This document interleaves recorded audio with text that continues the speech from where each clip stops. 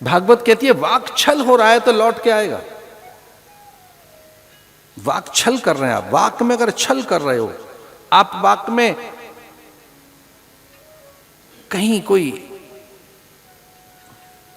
कपट है, आपके द्वेष है, ईर्षा है, लौट के आएगा।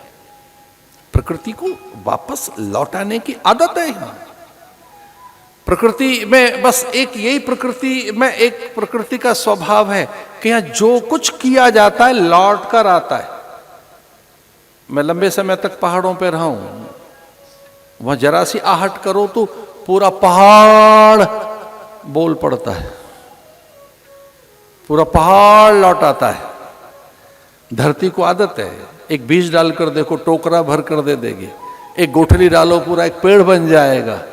प्रकृति को बहुत लौटा कर देने की आदत है। वो जो भी है अच्छा बुरा लौटा कर देने की आदत है। कहीं ऐसा ना हो कि आप जो वाक आपके हैं, जो शब्द आपके हैं, वो बहुत तीखे लौट कर आए आपके लिए। वो लौट कर आएंगे, वापस आते हैं। इससे वाक सौंदर्य, वाक माधुर्य, वाक में छल न हो, वाक में प्रियता रहे, वाक में सत्यता रहे, वाक में संतुलन रहे। और ये बड़ी साधन है, ये सामान्य साधन नहीं है ना, बहुत बड़ा साधन है। ये बोलना बड़ा साधन है। और ये प्रियव्रत ने किया। वाणी सौंदर्य है। इसे व्यवहार में पहले वाणी का व्यवहार है, और वो तब होगा जब मन ठीक हो, और मन तब ठीक होगा जब संकल्प ठीक हो हमारा। इसलिए कहा तन्मे मना शिव संकल्प मस्तु। अगर संकल्प ही सही है हमारा, हमारी सोच ही सही है, हमारे भीतर के विचार ही सही है, तो मीठा बोलोगे। कुछ लोग ऐसा कहते हैं भैया ठीक तो बोलो, और ये ठीक कहां से बोले, ठीक सोचता तो है नहीं, तो ठीक बोलेगा कैसे। कुछ लोग कहते हैं ठीक बोलना चाहिए, शुभ शुभ बोलो, मीठा बोलो, अच्छा बोलो, सुंदर बोलो, सत्य बोलो, मधुर बोलो। ये मधुर तो तब बोला जाएगा जब माधुर्य पहले हो, सत्यता पहले हो। मधुवातारितायते मधुक्षरन्ति सिंधवः। मीठा कब बोलोगे, जब मिठास पहले हो। इसे जिनके पास ज्ञान और विचार की साधना नहीं है, जिनके पास में वाक तप नहीं है, वो भले ही मीठा बोले, वो नाटकीयता होगी, वो अभिनय होगा। साधन वाणी का साधन, एक है विचार का साधन, एक है कर्म का साधन। और ये तीन साधन जो कर लेते हैं उन्हीं को महात्मा कहते हैं। हमारे यहां महात्मा का मतलब खाली लाल कपड़े वाला नहीं, वो साधु सन्यासी सर्वथा वंदनीय पूजनीय। क्योंकि वस्त्र बड़ी चीज है, ये वेश ही है जो हमारे साधन को साध कर रखने के लिए हमें प्रेरणा देता है। ये वस्त्र अग्नि वस्त्र है, ये भगवा वस्त्र अग्नि वस्त्र है, ये बहुत पवित्र वस्त्र है। ये वेश सामान्य वेश नहीं। पर साधुता का अर्थ कुछ और है। मनस्सेकम वचस्य एकम कर्मण्येकम महात्मना। जो मन वचन कर्म से एक है उन्हीं को महात्मा कहते हैं। तो जो महाराजा प्रियव्रत थे उनका यह व्रत था। हमारे यहाँ अनेक व्रत हैं, उन व्रतों में अन्न नहीं खाया जाता, किन्हीं व्रतों में जल नहीं पिया जाता। कोई कोई तो व्रत ऐसे भी हैं कि आंशिक हैं, उनमें जागरण करना है, नदी के तट पर बैठना है, अनेक व्रत हैं। पर कुछ महाव्रत भी है हमारे यहाँ। कुछ तो व्रत बताए और कुछ महाव्रत बताए। जैसे सत्य एक महाव्रत है, अनिंदा महाव्रत है, अवैर अक्रोध महाव्रत है, अस्वाद महाव्रत है। हमारे व्रतों की चर्चा करते हुए बताया सबसे बड़ा जो पहला व्रत है वो अस्वाद है। अस्वाद, इसकी सिद्धि कैसे होगी? प्रसाद से। प्रसाद गुण इसकी सिद्धि करता है। अगर इस ये आपकी रसना पर आपका नियंत्रण है, जिह्वा पर आपका नियंत्रण है, तो सच जानिए आपने आधा विश्व जीत लिया, प्राय आपने विश्व विजय कर ली। अगर आपकी रसना पर सिद्धि हो गई, आपने अपनी जिह्वा को ही जीत लिया है, स्वाद ही आपने जीत लिया है, वाणी का ही आपने विचित संस्कार कर लिया है, तो जय हो गई आपकी। महाराजा मनु के प्रियव्रत नाम के ये दूसरे पुत्र, जिनका प्रियता का व्रत, आनंद का व्रत, उनका व्रत आनंद का, कि आनंदित रहना है, दूसरों को आनंद देना है, दूसरों को सुख और सम्मान देना है। ये कैसी खेती है, आप करके देखो, कैश क्रॉप है आनंद। तो आप करके देखिए, आदर का बीज डालकर देखो, उसी समय आपको भी आदर मिलेगा। आप जरा आदर करके देखो, किसी का सम्मान करके देखो, किसी के सामने झुककर देखो, आपको उसी समय उसका फल मिलेगा।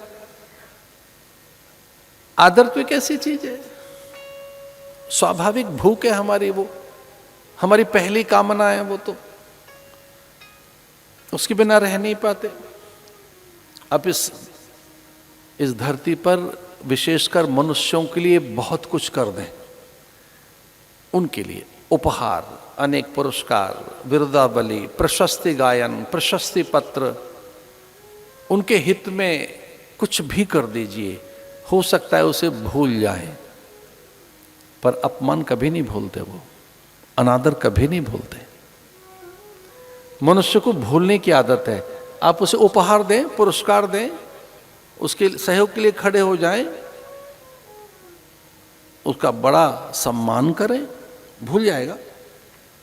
आप उसका सम्मान करें, भूल जाएगा। उपहार दें, पुरस्कार दें, उसके सहयोगी बन जाएं, उसके पक्ष में खड़े हो जाएं, उसके समर्थक बन जाएं, उसका अनुगमन करने लगें, भूल जाएगा। लेकिन आपके अपमान को कभी नहीं भूलता, आपके अनादर को कभी नहीं भूलता। ये मनुष्य की प्रकृति है। मनुष्य अपमान को कभी नहीं भूलता, अनादर को कभी नहीं भूलता, उपेक्षा को कभी नहीं भूलता। दुर्योधन भूल नहीं पाया द्रौपदी की उपेक्षा, द्रोण भूल नहीं पाए उपेक्षा, द्रुपद भूल नहीं पाए उपेक्षा। हम उपेक्षा नहीं भूल पाते, अपमान अनादर नहीं भूल पाते, हम तिरस्कार कभी भूल नहीं पाते। इसलिए ये ध्यान रहे कि हम में वाक संयम रहना चाहिए, वाक संतुलन रहना चाहिए। हमारे शब्द अप्रिय न हो, कटु न हो, वो प्रिय हो, सत्यनिष्ठ हो, स्वाभाविक हो, स्थिर हो।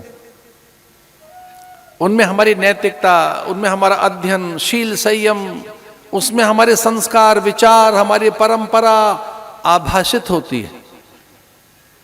व्यक्ति के स्वर से ही तो पता लगता है कि कितना पठित है, कितना शिक्षित है, कितना संस्कारित है, इसकी परंपरा क्या है। स्वर से ही तो पता लगेगा किस घराने के हो। ये संगीतकारों के स्वर से पता लग जाता है ये किस घराने के हैं। ग्वालियर घराना है, बनारस घराना है, पंजाब का घराना है, पता लग जाएगा। कर्नाटक का संगीत चल रहा है इस समय, या वो बनारसी गीत चल रहा है, चैती है, कजरी है, ठुमरी है, उसके स्वर से ही तो पता लगेगा। आपके स्वर से पता लगता है ना, उसमें करुण है, दया है, मुदिता है, मैत्री है, उपेक्षा है, उपहास है, तिरस्कार है, या बहुत अधिक आदर है। जानते हुए क्या है? बड़ी साधना, बहुत बड़ी साधना। कुछ लोग इसे कर नहीं पाते। ये भगवत उपहार है। भागवत में लिखा है, इससे बड़ा और कोई उपहार नहीं है कि आपके वैखरी में पावित्र हो, आपकी अभिव्यक्ति में सौंदर्य हो, आपकी अभिव्यक्ति में माधुर्य हो। ये तो आपको एक जन्म से ही बड़ी उपलब्धि हाथ लगी है। अभिव्यक्ति का स्वातंत्र, ये दो ही चीज तो आपके हाथ लगी है ईश्वर ने, और तो बड़ी कोई चीज आपको दी ही नहीं है। इनसे ही तो आपके कार्य की सिद्धि होगी। एक अभिव्यक्ति की स्वतंत्रता और दूसरी है कर्म की स्वायत्तता। आप कुछ भी कर लीजिए। कर्म से आप कहां पहुंच सकते हैं? कर्म से अगर आपके अकर्म है, विकर्म है, पाप कर्म है, तो आप कहां जाएंगे? और आपके पुण्य कर्म है, सत्कर्म है, शुभ कर्म है, तो आप कहां जाएंगे? कर्मानुबंधी नहीं मनुष्य लोके, तो आपको मिला क्या है जन्म से? तो जैसे ही आपका जन्म हुआ ये दो चीजें मिल गईं, पशुओं को नहीं, परिंदों को नहीं, पंछियों को नहीं, और थोड़े सजग और सावधान होकर बैठे हो तो देवताओं को भी नहीं। नो, वंचित हैं इन दिव्य उपलब्धियों से।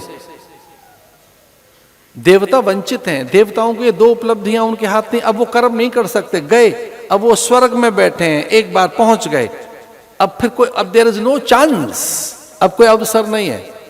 हमारे पास है, हम मनुष्यों के पास है, दो चीजें हैं हमारे पास, कर्म की स्वतंत्रता, हम कुछ भी करें कैसे ही करें, और एक है वाक स्वतंत्रता, शब्दों का, ये बड़ा साधन है।